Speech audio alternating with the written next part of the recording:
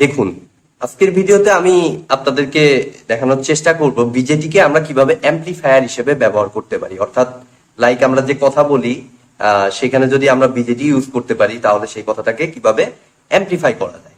ঠিক আছে, এটা জাস্ট উদাহরণ দিলাম একটা। তো অবশ্যই আপনারা ভিডিওটি স্কিপ না করে সম্পূর্ণ দেখার চেষ্টা করুন, কারণ আজকে ক্লাসটি অনেক ইম্পর্টেন্ট, আমাদের বিজেটির খুবই বেসিক একটি ক্লাস। এবং যারা আমার চ্যানেলে একদম নতুন তাদেরকে আমি বলবো যে আমার প্লেলিস্ট থেকে এর আগে আমি বিজেটির উপর 2টি ভিডিও দিয়েছি, আপনারা কাইন্ডলি আগের ভিডিওগুলো দেখে আসুন, কারণ ঠিক আমার আগের 2টো ভিডিওর সাথে কিন্তু এই ভিডিওটা ইন্টারলিঙ্কড, সো আপনাদের বুঝতে কিন্তু অসুবিধা হতে পারে আগের ভিডিওগুলো না দেখে আসলে। তো চলুন এবার শুরু করা যাক বিজেটি কে কিভাবে অ্যাম্পলিফায়ার হিসেবে ব্যবহার করতে পারি। তো গত ক্লাসের একদম লাস্টে আমি অ্যাক্টিভ মোডে বিজেটি কে কিভাবে কাজ করাইতে পারি সেটা সম্পর্কে আলোচনা করেছিলাম।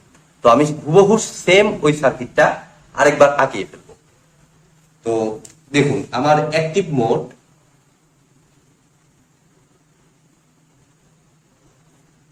তার জন্য দেখুন আমি একটা বিজেটি আঁকাচ্ছি।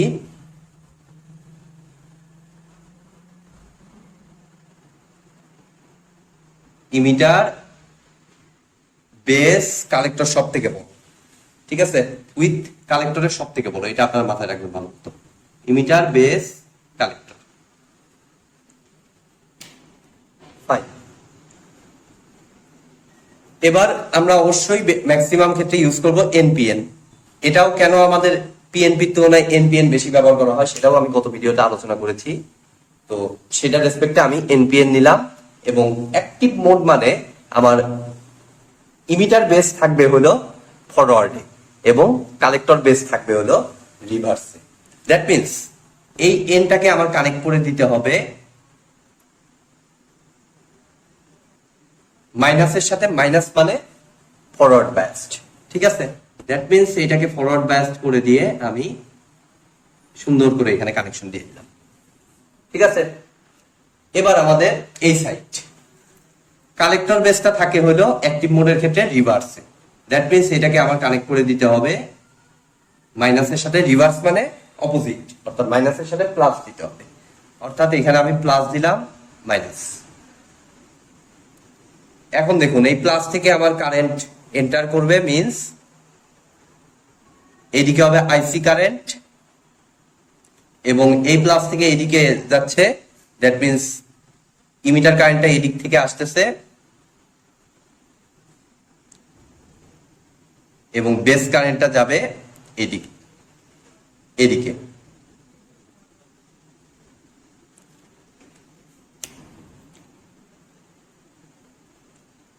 ঠিক আছে, এখন নর্মালি আমরা যে কাজটা করি যে এই সাইড দিয়ে এখানে যদিও একটা রেজিস্টর থাকে, ঠিক আছে, পুরো জিনিসটার ভার্চুয়াল একটা রেজিস্টর থাকে, ভার্চুয়াল না ওটা অ্যাকচুয়াল রেজিস্টরই, বাট এইখানে উল্লেখ করি না আমি।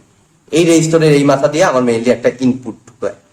ঠিক আছে, ইমিটার বেস দিয়ে ইনপুট ঢুকায়, আর এই কালেক্টর বেস যেটা এখানেও একটা রেজিস্টর থাকে, আউটপুট রেজিস্ট্যান্স বলে, সেইটার অ্যাক্রসে আমরা আউটপুট পাই। ঠিক আছে, অর্থাৎ আমি সিম্পলি এভাবে চিন্তা করব, ইমিটার বেসকে আমি চিন্তা করব ইনপুট হিসেবে, এভাবে লিখলেই হবে। ইমিটার বেস হচ্ছে আমার ইনপুট আর কালেক্টর বেসটা হচ্ছে আমার আউটপুট। এখন আমরা একটা জিনিস ভাববো, সেটা হলো যে আমরা গত ভিডিওতে দেখেছিলাম যে IE equal to IB plus IC, এটা তো কেসিএল অনুযায়ী লেখা যায়। এবং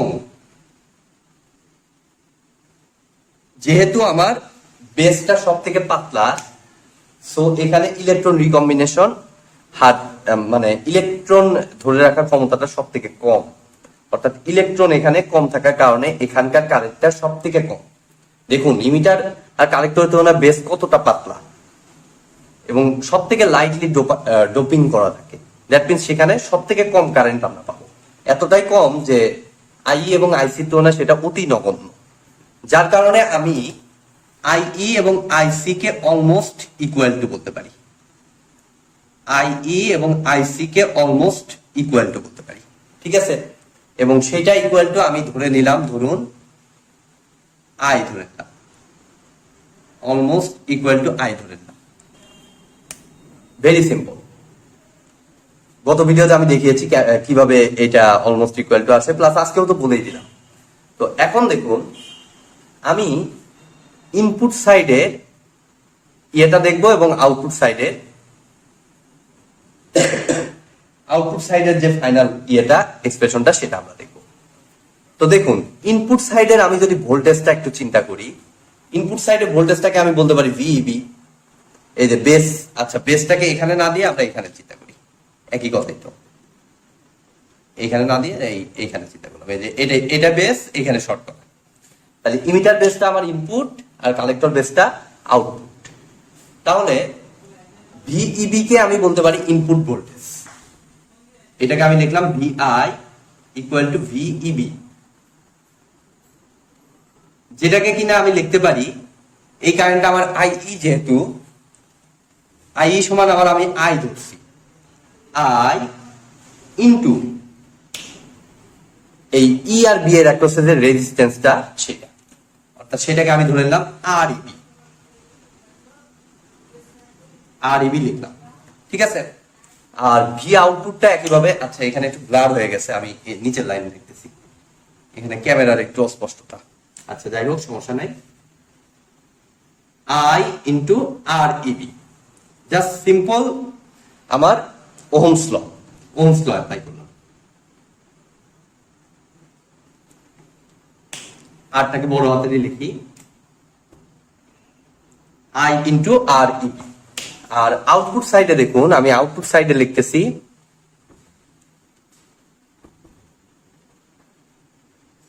আউটপুট সাইডে ভোল্টেজটাকে আমি বলতে পারতেছি ভিসিবি। এটা ইকুয়াল টু একইভাবে আমি কি লিখতে পারতেছি আইসি।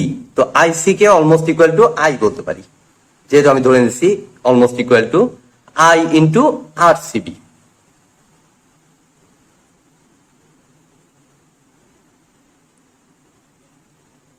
এখন জাস্ট আমরা একটা কনসেপ্ট বুঝবো, তাহলে আমরা 100% ক্লিয়ার হয়ে যাবো।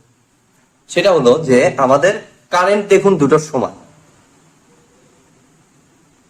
ঠিক আছে। আচ্ছা আমি এক কাজ করি, দুটোকে ভাগ করে দিই, এই দুটো ইকুয়েশনকে ভাগ করে দিই, তাহলে ভি আই ইকুয়াল টু এটা, আর ভি আউট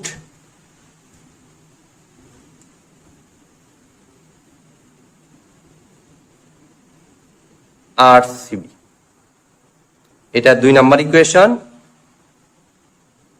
আর এটা 1 number equation.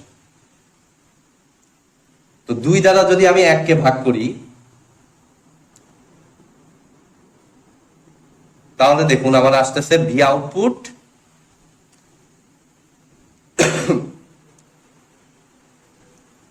Divided by VI equal to I কিন্তু কাটা চলে যাবে, যেহেতু সেম ধরছি, অলমোস্ট ইকুয়াল টু, যার কারণে সেম ধরছি, আর সিবি ডিভাইডেড বাই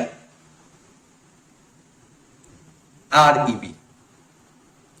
এখন একটা নর্মাল কথা আমি বলবো, সেটা হলো যে আমি এই বিজেটিটাকে চিন্তা করছি অ্যাক্টিভ মোডে, ঠিক আছে। অ্যাক্টিভ মোড মানে ইমিটার বেস হবে ফরওয়ার্ড বায়াসে এবং কালেক্টর বেস হবে রিভার্স বায়াসে। তো একদম ফরওয়ার্ড বায়াস এবং রিভার্স বায়াসের কন্ডিশনটা কি, যে ফরওয়ার্ড বায়াস মানে নর্মালি ধরি আমরা শর্ট সার্কিট, আর কালেক্টর রিভার্স বায়াস মানে আমরা ধরি open circuit. That means short circuit মানে হচ্ছে রেজিস্টরটা, মানে রেজিস্ট্যান্স খুবই কম। শর্ট সার্কিট মানে জিরো, অ্যাকচুয়ালি জিরো ধরি আমরা, বাট প্র্যাকটিক্যালি সেটা জিরো হয় না, কিছু রেজিস্ট্যান্স থাকে, অল্প রেজিস্ট্যান্স। শর্ট সার্কিট মানে অল্প রেজিস্ট্যান্স, আর ওপেন সার্কিট মানে অনেক হাই রেজিস্ট্যান্স, ঠিক আছে। শর্ট সার্কিট আর ওপেন সার্কিট ধরা হয় হলো আমার আইডিয়াল ক্ষেত্রে, বাট প্র্যাকটিক্যাল ক্ষেত্রে হলো শর্টের ক্ষেত্রে হলো লো রেজিস্ট্যান্স, আর ওটার নাম কি, ওপেনের ক্ষেত্রে হলো হাই রেজিস্ট্যান্স। তাহলে দেখুন হিসাব মতে আমার আর ইবিটা হচ্ছে আমার খুবই ছোট, আর আর সিবিটা পরিমাণে অনেক বড়, যার কারণে সেদিক দিয়ে কারেন্ট ফ্লো করে না। ব্যাপারটা তো তাই। তাহলে আমি উপরের লাইনে দেখুন, আমি এগুলো মুছে দিচ্ছি এখন আমার লাগতেছে না এগুলা। আর সিবিটাকে ভেরি ভেরি গ্রেটার দেন আর ইবি বলতে পারতেছি, ভেরি ভেরি গ্রেটার দেন আর ইবি বলতে পারতেছি।